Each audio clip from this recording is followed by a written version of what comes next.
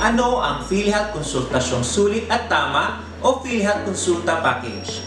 Sa pagtupad ng hangarin ng Universal Healthcare o UHC na mabigyan ang lahat ng sapat, di kalidad at abot-kayang serbisyong pangkalusugan, inilulunsad ng PhilHealth ang pinalawak na primary care benefit para sa lahat ng Pilipino, ang PhilHealth Konsultasyong Sulit at Tama o PhilHealth Konsulta Package.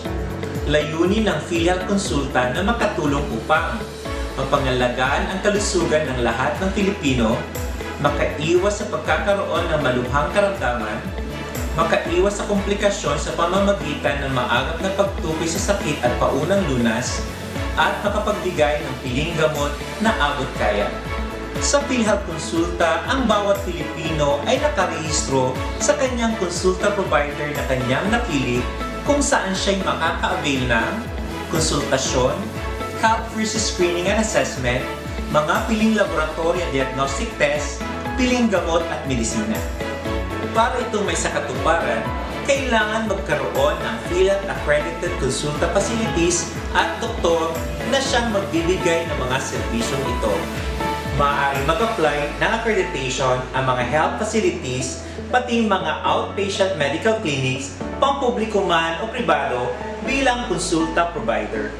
Kailangan lang makapasa sa minimum requirements na itinalaga ng PhilHealth tulad ng kakayanang makapagbigay ng serbisyong medikal gaya ng konsultasyon, health screening, laboratory at diagnostic test at mga piling gamot.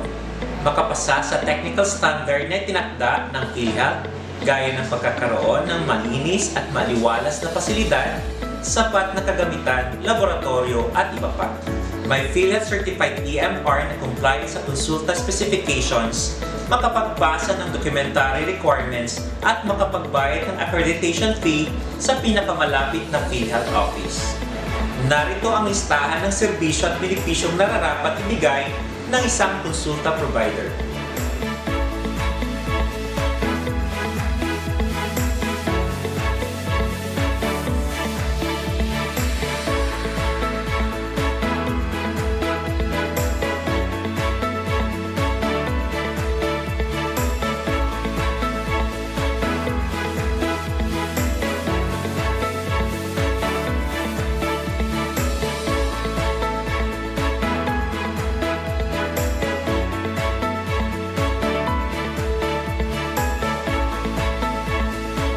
Para makapag-avail naman ng mga benepisyong ito ang isang miyembro, kailangan niya magparehistro sa napiling konsulta provider sa pamamagitan ng self-registration o pag-login sa member portal sa PhilHealth website o assisted registration kung saan maaaring mag-assist sa kanyang pagpaparehistro ang kanyang employer, social worker, LGU, OSCA, PhilHealth Cares, PhilHealth Office o ang PhilHealth Corporate Action Center.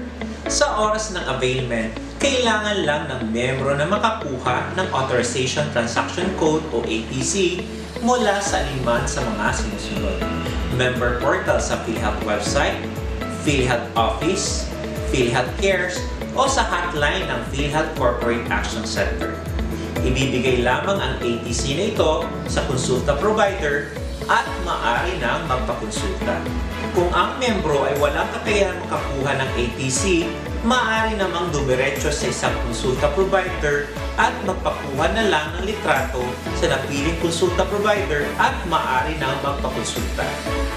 Sa taong 2021, isasagawa ang pilot implementation ng PhilHealth Konsulta sa mga piling site sa buong bansa sa loob ng 6 na buwan. At ang programa ay patuloy na palalawakin pa upang makamit na ng lahat ng Pilipino. Sa pandemyang ating nararanasan dahil sa COVID-19, napagtanto natin kung gaano kahalaga ang pag-iwas sa sakit at ang pagpapanatili ng malusog na pangangatawan. Ang pagkakaroon ng primary care benefit ang pinakawais na solusyon sa pinakamababang halaga para mapanatiling malusog ang ating pamilya. Tayo ay magtulungan at magdamayan para sa kalusugan ng lahat. Suportahan natin ang PhilHealth Konsulta. Para sa karagdagang impormasyon,